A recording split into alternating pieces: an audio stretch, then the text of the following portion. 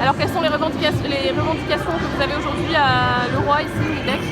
Donc aujourd'hui, on a une revendication qui est bien simple. En fin de compte, c'est qu'on souhaite la garantie de l'emploi pour l'ensemble des salariés qui vont voir leur site disparaître. Donc à savoir, environ 600 salariés vont être déplacés entre le site des Agriers et le site de Rabion. Et donc nous, on veut une garantie d'emploi pour l'ensemble de ces salariés-là. Que vous n'avez pas pour le moment? Non, absolument pas.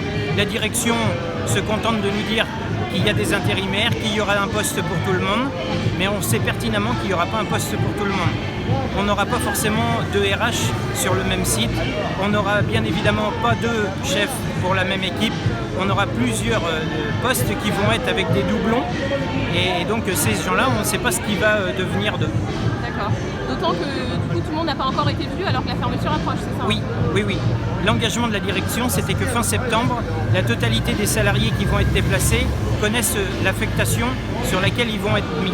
Et ce n'est pas encore le cas. Alors hier matin, vous avez eu confirmation de la date définitive de fermeture? Oui, on a eu confirmation, puisque la direction générale, devant l'inquiétude qui règne dans les ateliers et devant ce qu'on avait expliqué dans notre tract, a décidé de convoquer donc notre organisation syndicale pour la questionner sur le contenu du document. On a rencontré une direction qui n'a absolument pas été contre les propos qui étaient tenus dans notre document. Ils ont rien dénigré, ils n'ont rien trouvé à refaire sur le document qu'on a diffusé. Il est largement partagé par la plupart des salariés dans l'entreprise.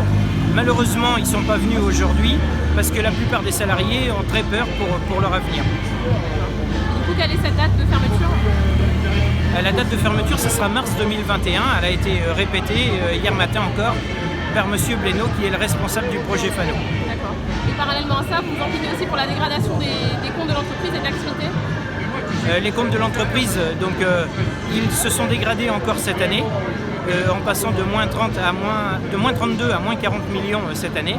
Et donc là, on se retrouve dans une situation particulièrement compliquée financièrement. On a peur que, bien évidemment, avec la crise du Covid, ça amplifie encore la situation. D'accord. Et il y a aussi pas mal de démissions? Il y a un nombre de démissions non négligeables de l'entreprise, principalement pour les usines Naval Group, entre autres, et après pour les boîtes du cognac.